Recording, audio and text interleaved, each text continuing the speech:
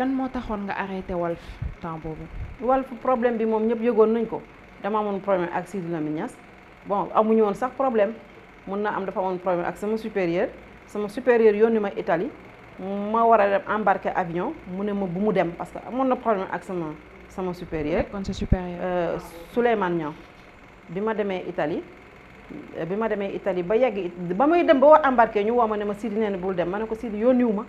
man Souleymane Niang moo ma yónni su ma woowoon ne ma bul dem du ma dem parce que j'avais compris son jeu ma dem sama yoon bi ma demee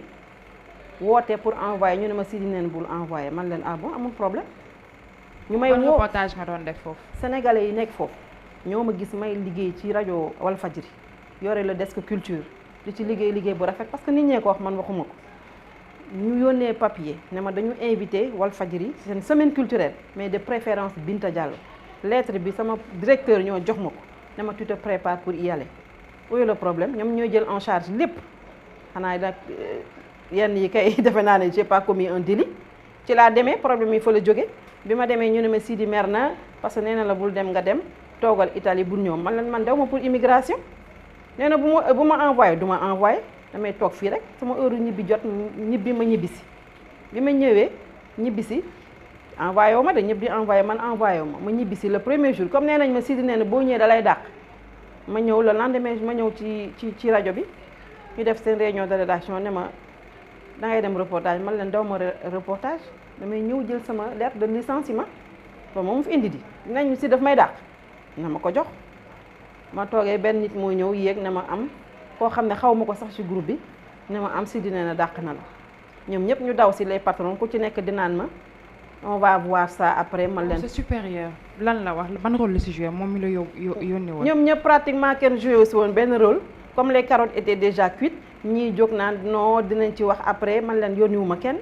sama wërsëg moo jeex fii tey yónniwuma kenn noonu laa jëlee sama këyit dem toog sama kër. après nga dem fan. après ma toog sama kër ma toogee sama kër parce que boobu maa ngi doon soog a démarrer ñu bare franchement ci autorités yi dañ ma bëggaloon seen bopp doon rafetlu sama liggéey ki ma njëkk a woo moom mooy je pense à l'époque le ministre de la culture Baba Wane moom ma njëkk woo ne ma dama yëg ne da nga jógee Walfadjri mais man li nga def d'accord ma doo dem toog sa kër mais ni ko mënoo dara boo amee yenn problème da ngay ñëw si ay nit ñu xeexle la mu ne ma da ngay dem boobu temps kii mi ngi soog a ubbi 7FM moom sax moo jël téléphone am woo temps yooyu Jacqueline Fatima Bokoum moo fa nekkoon ne ko maa ngi lay envoyé Binta Diallo su ñëwee rek na commencé ma ne ko monsieur le ministre ma ne ko lu tax waxuma leen ko mooy bëgguma liggéey parce que nit ki doo liggéeyal nit ki ba mu toog ba mu neex ko xëy dàq la ci noonu kes dootuma liggéeyal kenn je reste à la maison di toggal sama yaay nga xam ne yàlla am na mu ne ma xam nga li ma lay wax mooy suba na nga xëy 7FM ma xëy 7FM dem ci Jacqueline mu yóbbu ma ci rédaction bi ne ma tu démarres ma toog ba mu neex ma man leen maa ngi dem ba suba dinaa ñëw gisatuñ ma ñëwuma. boobu da nga ragal la daloon Walf dalaat la parce que même ni ngay wax nii bien que yàgg na mais émotion bi mi ngi fi. yaa ngi koy fàttali waaw mais daf ma metti parce que nit ki yaakaar naa ne boo amee sa kër moo am ku fay briller ba ñu gis ko ne ko ñëwal da nga ko war a ndamoo waaye doo ko toroxal noonu la ma Sidi Lamine Niass loolu la ma defoon mu metti ma lool ma toogaat keneen woo ma daw ma set Modou Diagne Fada temps yooyu moo ma woo ne ma Binta Diallo